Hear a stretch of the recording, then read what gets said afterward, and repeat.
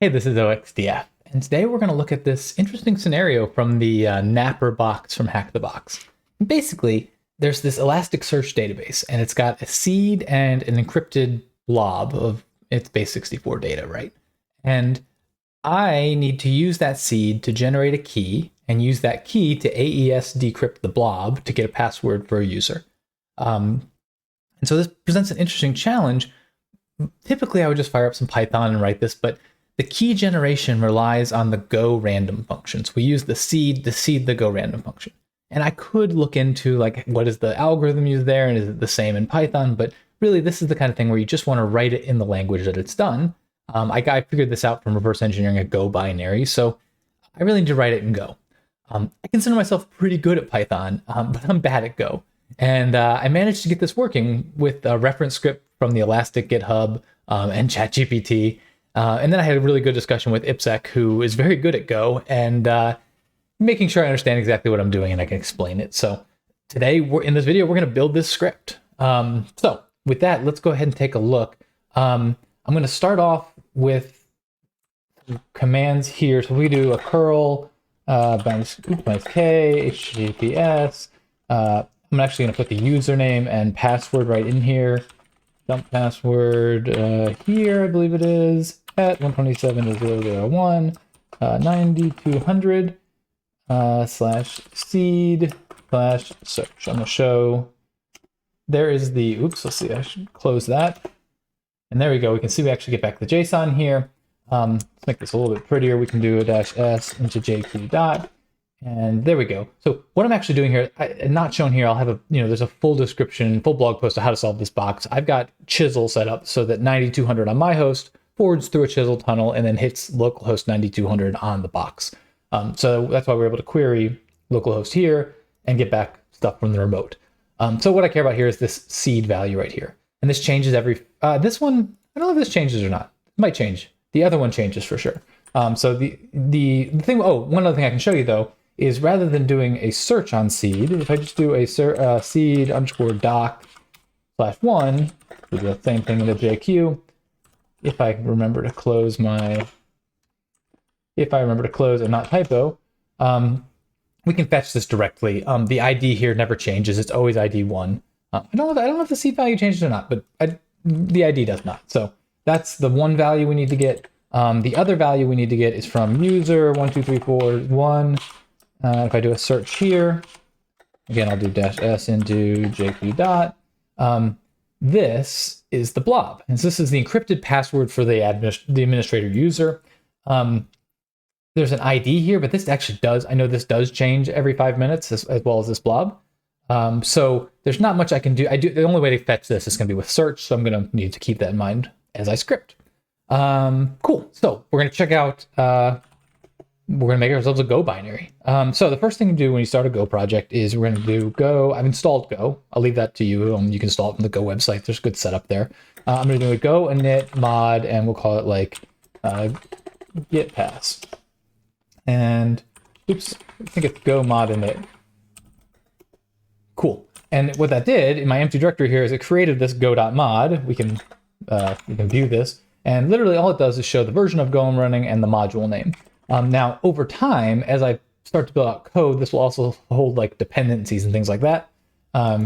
So we'll keep that in mind.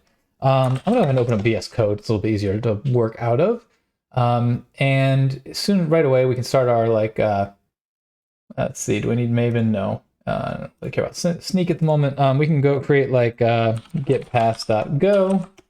And it's going to say, okay, do you want to use the Go extension? So I'm actually going to say, yes, let's go ahead and install the Go extension. Installed now, so we can get syntax tiling, things like that.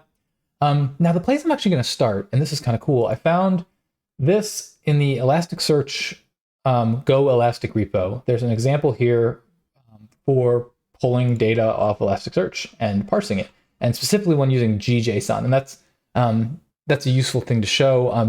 Parsing JSON in Go is actually kind of a huge pain in the butt, and there's this thing called gjson here that actually makes it easier. So we're going to use that, and we'll just start with this we'll copy the thing here, and we can paste it in here. And so right away you can see at the top of a Go script or source, you're going to import all your imports, and the tend to just do it in one big import statement like this, new line separated. You can actually import things directly from GitHub, and so you can see these packages we're pulling off of GitHub. Now they're underlined because they're not yet installed. And so, in fact, you can see Elasticsearch isn't defined here yet. If I control tilde here to get a terminal, if I try to do a go run dot right now, it's going to say expected package. Oh, do I not have a package? I have a package. I need to get rid of this stuff. Maybe I shouldn't save it. Oops. I did not mean to run code again. We're going to go here and we're going to go run dot. And it's saying, no module provided with this thing. If I want to add it, I need to go get blah, go get blah. I believe I can do go tidy or go mod tidy, I think it is. Let's see if that's right.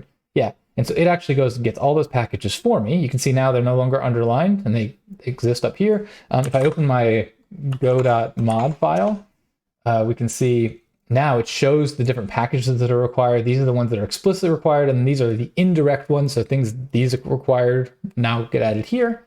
So it managing that for me. And now if I were to do a, where are we? Oh, let's get out of here. Did I open it in Vim? If I were to do a go run dot, it still fails. And the reason it fails is because what it's doing is creating the new default client. And if we come over here to this page here, it actually shows us, let's see, default client. Here we go. So here's the new default client. Somewhere in here it says it's going to basically connect to localhost 9200, which is good. That's what we are using, but it doesn't use any creds, and we need to use creds. And so they have this example here where they show configs getting set up here, working in this along with some ChatGPT magic, I will say. We can go ahead and make it look. Let's go ahead and we're going to need to say, we'll say like CFG colon equals Elasticsearch dot config, and then we're going to say addresses, and then we're going to define an array of strings like this, and that's what it looks like in Go, and then the value is actually going to show up here. HTTPS 127.0.0.1 port 9200, and then our array is going to be one long. We can give it a username, and the username is just user, and we can give it a password, and that is, see if I can remember it, it's dump password $ here. And the last thing we need to do is, because like is often common on HackTheBox machines, the TLS certificate on this is not a signed, legit sign. So we're gonna have to tell it not to care about that. And so we'll say TLS config TLS config insecure skip verify true. And I think that will get it. Now we're gonna we have a couple things here we have to talk about. First, what is going on here? What is this walrus in the Python? I call it the walrus operator. Basically, I have two options. I could say var cfg and then put like the type here if I knew the type, and then I could just say cfg equals, or I can say cfg walrus equals, and then that says basically define a new variable and set it. And so that's what's happening there. It doesn't like CFG right now. It's throwing an error. And I think that's because CFG is, oh, it's, okay, it's expecting declaration. I think that'll work out fine, I hope. Let's see what else. We need to import some things. Oh, actually, look at this. It was actually nice enough to do it. So when we pulled in HTTP and TLS, it pulled those in for us. Here's HTTP. I don't see TLS pulled in. I wonder if I need to do that. Let's try to run it and see what happens. There's still nothing. Okay, so let's come down here and we have to actually use our config. So we're going to say new client CFG, and we will save this and run it now and see what happens. Still not happy. What's going on with that? Oh, silly. Okay. Oh, I just had a typo there, and then I bet you it just imported TLS. There's crypto TLS got imported. And now there's no red line. So if we run this, sweet, we actually got something here. So we didn't really look at what it was doing, but we made our client. It's connecting to localhost. Now it's going to get the cluster stats, and then it's looping over them, printing them, etc. here, maxed with printing out this nice table. So you can see this table here where we have our stats of what's going on. So we have a working thing. We can actually look real quick at, see, where's our GJSON? So we can see here we create a JSON object from the body, response body, and then we use GJSON get and then like cluster name to read out of the JSON. We're going to do that. So now let's go ahead and clean this up a little bit because there's a bunch of stuff in here we don't need. So I'm going to go ahead and just grab, let's see, we're going to make our client, and then we are done right there. Not sure what this is. Let's go ahead and call this like client equals that. And I think it's unhappy because it's not getting used. Yeah, so in Go, if you declare a variable and then don't use it later, it's actually a compiler error, like it doesn't work. So we're going to need to handle that. The other thing you're going to notice is this pattern. It's very common that Go is going to return two things: the thing you're looking for and the error value. And so basically almost all functions, you're going to call them, and then you're going to follow them with if error is not equal to nil, then like in this case, print this thing log fatally and then exit. So we failed. Okay, we've got our client. What's next? So we can say res, error equals, we'll do our walrus because those things don't exist and we don't want to declare them. Client.get feed, and we want to get one of them, and we'll just say if error not equal to nil. So if there's an error, we're going to log that fatal f, and this will be error getting feed from DB, and we'll print the message here. So then this will be error like that, and that'll be good. Now at this point we have a response. The other thing we want to do here, because we've just, and I'm not exactly sure, we've opened up this interaction with the server. We want to close it. And so there's this syntax. We could go to the bottom of the function and just say res.body.close. But there's this syntax that was in the previous example. ChatGPT uses it as well, where we're going to defer res.body.close. And what that basically says is when you get to the end of the current function, call res.body.close. So I'm going to use this thing throughout the function. Just don't forget to close it at the end. So we have that there. Now we can say JSON is equal to read res.body. Now read is actually a function that is in that example that we've pulled off GitHub. And it's just right here. All it's doing is it creates a buffer that it's called B. It reads from this IO reader. So that tells me the thing that this client.get returned was an IO reader. We're going to pass that into read. It's going to take it. It's going to create a buffer. It's going to turn that into a string and return the string. So we're going to get the string of the response, and we're going to then save that as JSON. Then we can say seed is equal to, again, we have to define it, gjson.get of JSON. And then if we look back at our, let's see, yeah, here we go. Here, we are going to need to go to underscore source and seed. So we can do that, underscore source seed, like that. And we can just, to show this, do a printf on, we'll call this seed. And what do we have here? What are we returning here? Let's try to print it as a string and we'll see. Feed, like that. And if we save this and we come here and go run, we got a seed value. That's pretty cool. It actually shows us, we actually also learned that seed is a string here. And the reason we can tell that is because if we set this to something else, like we make it D, which is saying try to print an integer, and we go run this, it's going to say, okay, I'm trying to print an integer, but it's actually a string, so I can convert it. But like these, it doesn't like it. It doesn't do this automatic conversion for you. It kind of complains.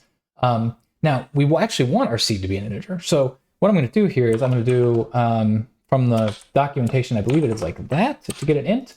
Let's try that. Perfect. So now we've changed seed into an int and we've put it down here. And remember, we could do like var seed int and then say seed equals like that. And that would also be a way to explicitly declare it and then set it. But no need to put the extra lines here. We'll just force it to be a seed and do this.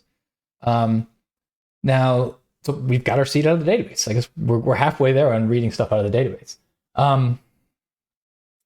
Let's go ahead now and look at, let's see, I guess we'll go to the other thing we want to get, right? So we're going to say res2 error equals client dot search. And remember, we're going to have to do a search this time because we don't have the ability, we don't know the ID of the thing to get here. So we need to go ahead and grab that. So we'll say, do this. This is some more syntax I had to pull off of ChatGPT, but it works. So search with context, context dot background. Not totally sure why we do that, but we do. It works. We'll do client dot search with index like that, and the index is going to be user dash 1234 there, like that. And we can say client dot search with size. That's where we say we want one object, and that should give us our result. Now we'll say if error is not equal to nil. I have a real hard time typing nil and not null. Log dot fatal f error getting blob from db %s to show the error, and then error like that. And we will defer res2.body.close. We're gonna close that too when we get to the end. We can do the same kind of thing down here.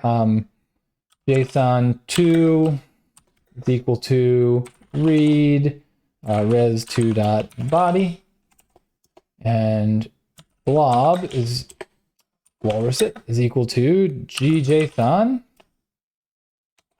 dot get JSON some string here, and we got to figure out what that is. So let's come over here and find our other one. Here it is. So we are going to go to hit source blob. Let's just try it out. So we can say blob printf. Let's see. We aren't using C. I'm surprised it's not yelling at us for not using. Oh, because we print it here. Grab this. We'll print this as well.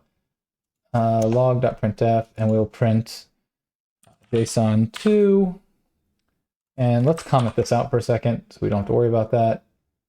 And that looks good. Why is it yelling at me? Oh, it's already telling me that JSON2 is a string and it's trying to print a thing, so we'll print that. Let's do that, and we'll run it. And we can see here the full output. Now, we know we want to get, so we know we want hits. We'll come here and we'll make this blob. JSON2 declared not run. Oh, just make that JSON2. And so now we've got this. We want hits again. So hit.hits. Getting in there. So now we have an array. We have a list. So we want the first object, which we'll say .0. And we'll run this. And now we want underscore source. In fact, we can probably just skip right ahead to then blob like that. And we've got our blob. Pretty cool. Now, so I guess now I have a main function that is getting the data I need out of the database. So we're basically done with this section. What I want to do now is turn this into a function. So we'll say like, this is going to be called like, let's see, we can get rid of this. We aren't using U anymore. I don't think we're using U anymore. We're not using color anymore. We're doing a little cleanup here. Save, let's make sure this still runs. Sweet. Oh, because I guess that log was turning off the timestamps. I kind of like that, actually. Let's do that. Let's say we'll get rid of you. And we'll leave the set flags to 0. So there. Now we've got seed and blah, blah, blah. I don't know. You could maybe like the timestamps. I'm not sure. We're going to change this. We're not going to make this main. We're going to call this like get, what's the appropriate word here for, we'll call it readDB. And readDB is going to take in nothing, and it's going to return two things. So it's going to return an int and a string, like that. So we'll come down here, and now we need to make it do those returns. So we can say return seed blob. Does that look reasonable? Save. Let's see. Why aren't you happy? Could not use. Oh, it's not. It's called. It's an int64. So that's fine. We actually will be happy with that later. What's wrong here? Cannot use blob variable as a string value in return. Incompatible assignment. we need to do dot string. Try that and see. Function, oh, there's no main. Okay, so we need a main. So we'll say func main, and like that. And now our main is going to be, we'll say like seed, comma, blob, colon equals get read db. And then we want to use those because it will yell at us if we don't. So we'll say log dot printf. We're gonna make ourselves like a nice little pretty, like we found this seed value, man, typing value percent d because it's word that, and maybe a new line, and then we'll say seed log dot printf like that. Blob value %s new line blob. And now all we've done here is just change our setup. So before we were working through, we were just running it in main, and now we're not. That looks like it's erroring, but I'm not sure if it is. Nope, it's not. So now we have it. We get our seed value and we get our blob. I'm going to add something just to the top of this as well. So we can say log.print. I guess I'm going to do the f.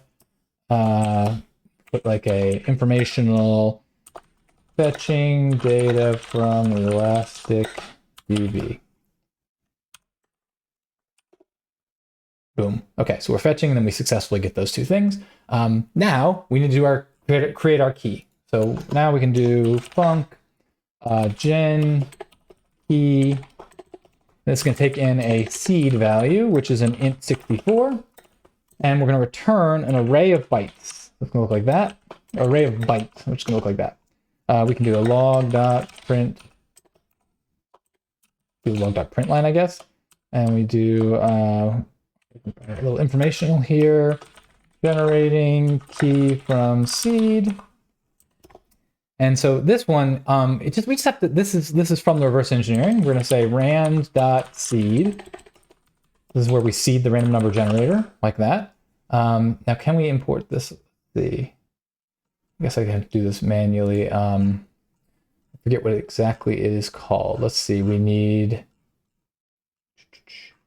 is it math.rand? I think it's math.rand.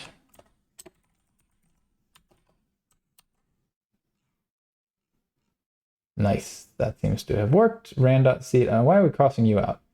Rand.seed is Decrypt. There's no reason to call with a random value. Yeah, well, there is a reason in my case because I need to do that. So that's okay, we're gonna go with that. And then we'll say key is equal to, and we're gonna make a array of byte 16. So 16 byte array. And from that, now we can say for I equals 0. Very standard for loop syntax. I is less than 16. I plus plus. And I do that. And I'll say rand num equal to, and this is just how they did it in the thing. So we'll say int n 254 plus 1. So it gets a number between 0 and 254, then it adds 1 to it. Not sure why, but that's what it does. And then we'll say key sub I is equal to byte rand num, and then we return key. So now we have function working as needed. It's not going to like this because you would never want to do this in a secure, like really do this, but we're doing it because that's exactly what we need to do. So now we can say key is equal to gen key, which is going to take in seed, and we can log.printf. We've successfully, we'll put that in parentheses, generated key percent. We'll do this in hex because it's just gonna be a bunch of bytes, like that. So we can do key. We save that and we run, and we are now generating key from C, and we have a key. The last thing we need to do is decrypt the blob. So we'll do this, func decrypt. It's gonna take in a key, which is an array of bytes. It's gonna take in ciphertext, which is a string, and it's going to return a string. We will log.print line to say decrypting blob using key.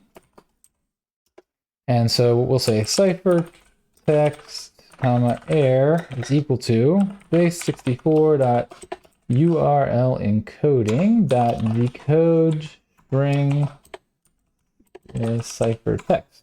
So we're basically going to take the ciphertext. Oh, well, let's change this. Let's make this like ciphertext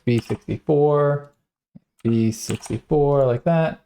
And we're going to need to set that like that. And I'm guessing base64 got imported up here. It did. VS Code is awesome. And now the only errors we have left is we've created these things and not used them. So we'll certainly want to check if error is not equal to nil, log.fatalf. What are we going to say here? Failed to base64 decode blob. And we will say %s, error. And it's super annoying to do these things, especially in a script like this, where like I just kind of want things to die when there's an error. But if you do have like production level code, it does force you to think every time you make a call about how are you going to handle it if it fails. So anyway, so now we can say like block comma error equals aes.new cipher on key. So we create our kind of cipher object, and we have to do our if error is not equal to nil, log.fatal f, and we'll say failed to create AES cipher with key, and s error. Looks good there. Now we've got this AES cipher block object. We're going to say IV is equal to ciphertext, and we'll get up through the AES. And this is just like in Python here. We can basically say, give me the first block size bytes, and we'll say ciphertext equal to ciphertext AES block size colon. So basically we just chop the IV off the front and set ciphertext equal to what's left. We'll say stream is equal to cipher.new CFB decryptor, and we pass in block and IV. Now we've generated a CFB decryptor. This is all straight off of ChatGPT. Plain text is going to be equal to make, and again we're going to need to start ourselves with another array of byte of len ciphertext. Whoa, ciphertext. And so now we've got a stream and a plain text, and we're going to call stream.xor string key stream plain text ciphertext. And basically what that's saying is we are going to take the ciphertext, apply the key stream that comes out of this stream to it, and save it in plain text. And now we can return string plain text. It actually comes out as a series of bytes. We're just going to turn it back into a string because we know it's a string. And we are basically done here. We can say password equals decrypt the blob that, and log.printf. Make ourselves a little success here. Password %s, and what is this password? And I think we're basically done. Let's see. Package bytes, not in selector. Let's see. Where are you? Line 82. Byte. And cool, we actually have it here. So you can see we get the seed value, which you can see the seed value has been changing. The seed and the blob both change over time. But we get the seed value, we get the blob, we generate the key. We use that to decrypt the password, which is this. If I were to go to the box right now and try to log in as the backup user using this password, it would work. So Go is one of those things that it feels very unintuitive to me. There's a very different style than what I'm used to in Python, but I do see the benefit of why this strategy works, especially when you're trying to build like robust server level applications. So it's always good to practice a new language that you're not good at. So hopefully this was useful for you, especially if you're kind of a more Python background like me, just sort of seeing the differences here and how this works. And it was an interesting challenge and kind of fun to put together. So hopefully you enjoyed this. Thank you so much for hanging out with me and staying till the end, and I'll talk to you next time. Bye.